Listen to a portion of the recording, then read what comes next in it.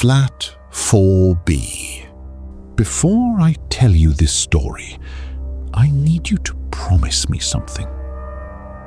If you ever view a flat and the estate agent seems nervous about going upstairs first, let them go first.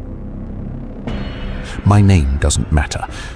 What matters is Flat 4B. A converted Victorian house split into 4 flats on a quiet street where nothing bad is supposed to happen. I was the estate agent, and for 3 months I could not get one single client into that flat for longer than 4 minutes. Not because the flat was ugly, not because it smelled, because every single time someone was already there. And the landlord swore on his mother's grave that it had been empty for a year. Here's what happened. It was a Tuesday in October. Grey sky, that kind of flat, colourless light that makes everything look like an old photograph. The house itself was beautiful, honestly. Red brick, black iron railings, a bay window on the ground floor. The "To Let" sign had been out front for weeks, swinging slightly, even when there was no wind. I remember noticing that. I didn't think about it. I should have. My client was a young woman, early 20s, moving to the city for a new job. Sweet, excited, the kind of client who makes the job worth doing. We went up the shared staircase, narrow, that old Victorian narrow, with a carpet runner so worn you could see the wood grain through it. Second floor, Flat 4B.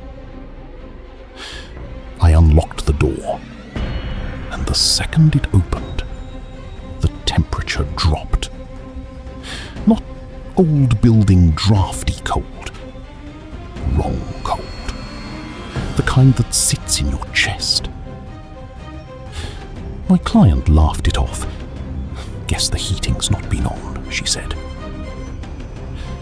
I remember agreeing. I remember stepping inside first. And I remember the curtain in the front room moving. Just slightly. Just enough. Like someone had been standing at the window and had just very calmly stepped back out of sight. I told myself it was the draft from the door. There was no draft. The windows were sealed shut with old paint. We got maybe 4 minutes into the viewing before my client went very quiet and said the strangest thing. Why does it feel like we're interrupting someone? I laughed it off too. Told her the flat had good bones, great natural light, blah blah, the usual script. She didn't take it. Said she'd think about it. She never called back. And I didn't blame her. Because right before we left, I looked down the hallway toward the bedroom door. It was open. It had been closed when we arrived. I told myself it was a one-off. Old houses creak, doors swell and drift open, curtains move in drafts you can't feel. I've said that sentence to 100 nervous clients. I said it to myself too. Then it happened again. And again. 3 more viewings, 3 more strange endings. A curtain twitching from the street before we'd even reached the door. A radiator that was warm, actively warm, in a flat that had supposedly had its heating off for a year. A smell, faint, that one client described as like when someone's been smoking, but a long time ago. Old smoke, stale. One client, an older man, ex-military, not the nervous type, stopped dead in the hallway and said flatly, "Someone's home. I can feel it. This isn't empty." I called the landlord that same night. "The flat is empty," he said. "It's been empty over a year. I don't know what your clients are seeing." I asked him carefully if there'd ever been a tenant who left badly.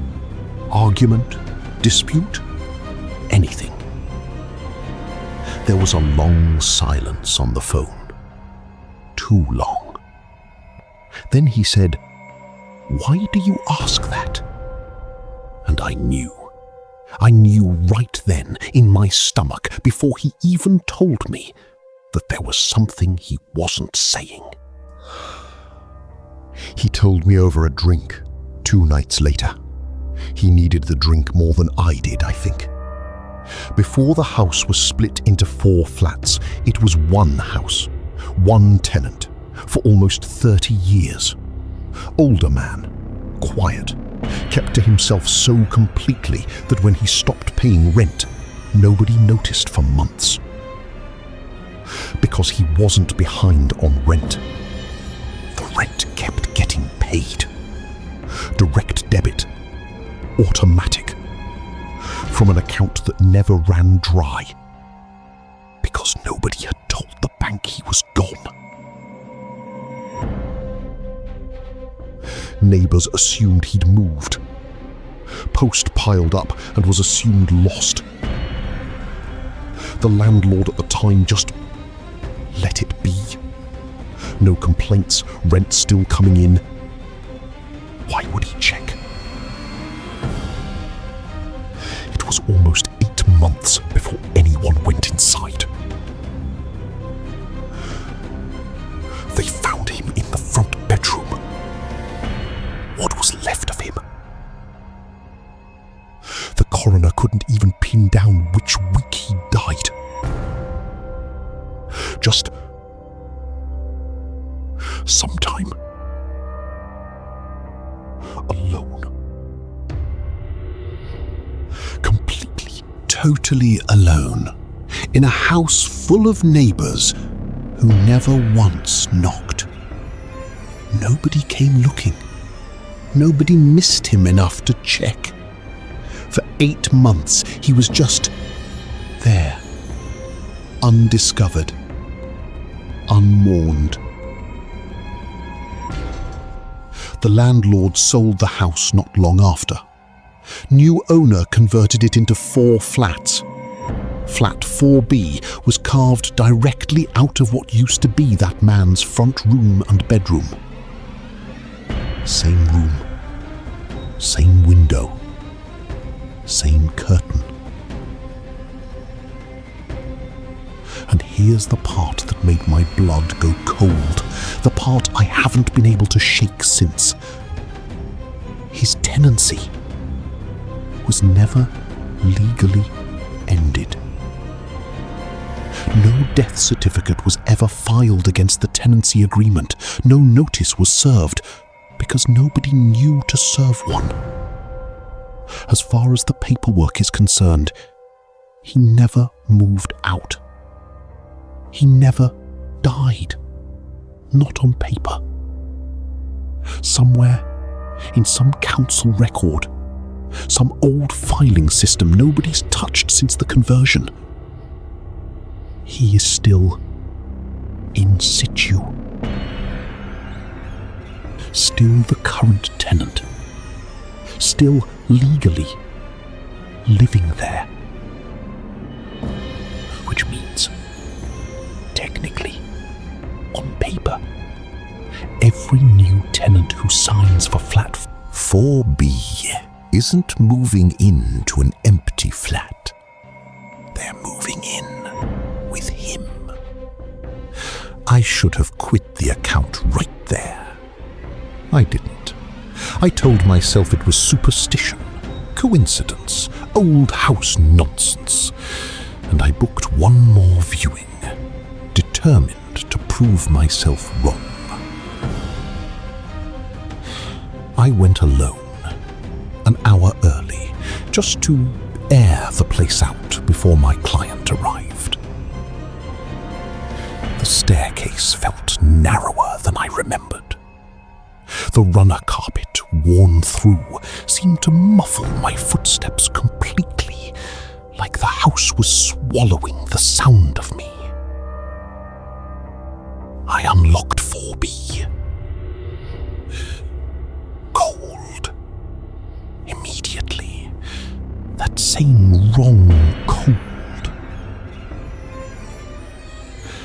I walked into the front room to open the curtains, to let some daylight in, to make the place feel normal again.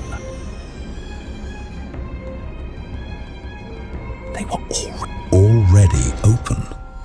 I had closed them myself the last time I'd left.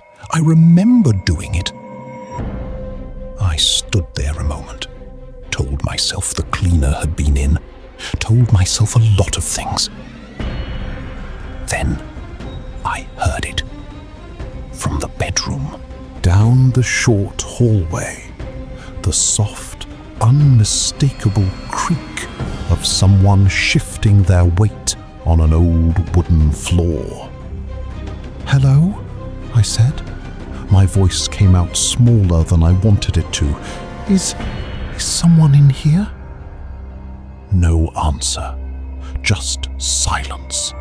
That thick, listening kind of silence where you can feel that something is very deliberately not making a sound.